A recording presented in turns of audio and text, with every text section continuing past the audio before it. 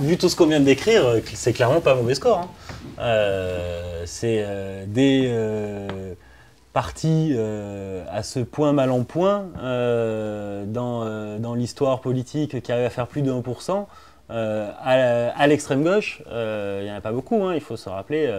Arlette Laguillet, avant de faire des bons scores, elle a fait un paquet de 0,2%. Donc, en soi, 1,2%, c'est vrai que relativement, ça n'était pas un mauvais résultat. Le problème, c'est que tout ça a été écrasé par le fait que dans la première fois depuis longtemps, c'était peut-être la Joigny, non, peut-être depuis au moins 20 ans, un candidat à la gauche du PS passait les 10%.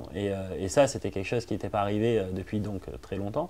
Et donc là, que le résultat soit 1,2, 1,1 ou 1,4%, tout ça a été écrasé. Il y avait une stratégie de rassemblement à la gauche du PS qui avait fonctionné et une stratégie d'isolement progressive, parfois voulue, parfois subie, qui se fracassait ce soir-là. Puis ils sont très contents, ceux qui sont là, parce que c'est ceux qui ont fait la campagne, ceux qui ont défendu cette candidature, ceux qui portent ce projet-là. Et effectivement, de ce point de vue-là et de ce que vient de dire Stéphane, c'est pas un mauvais score.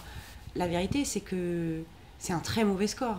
Enfin, c'est-à-dire que si on sort de ces derniers mois, les mois qui précèdent le NPA, si on prend le résultat de 2002 et de 2007, c'est un très mauvais score.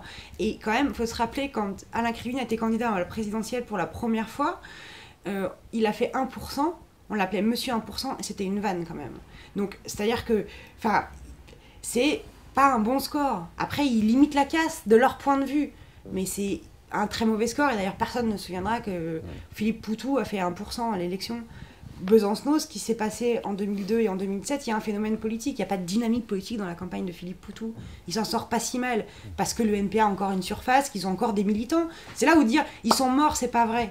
C'est-à-dire, il existe une structure qui perdure, qui persiste, et qui est capable de faire ça à la présidentielle. Ça n'est pas négligeable, mais ça n'a rien à voir avec l'ambition qu'ils avaient.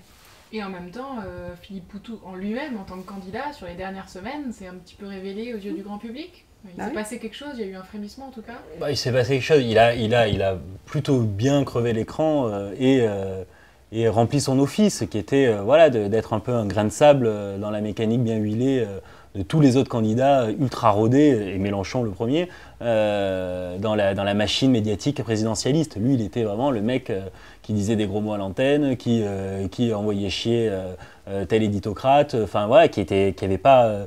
et là-dedans, il remplissait son office. Et c'était important, et quelque part, c'est toujours bien qu'il y ait des partis, même si c'est pas des femmes, et même si c'est des vieux blancs, qui envoient des ouvriers candidats, parce qu'au moins, ça permet d'entendre une parole que sinon on n'entendrait pas.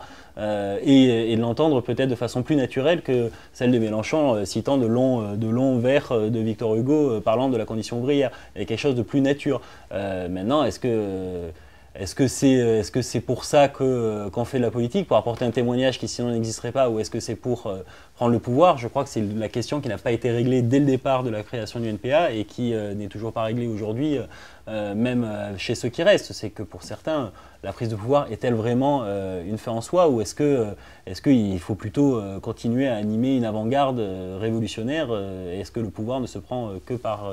la force ou par la rue ou par les urnes. C'est un débat éternel sur lequel le NPA là s'est rompu, mais qui continuera à exister encore les années à venir, avec ou sans le NPA.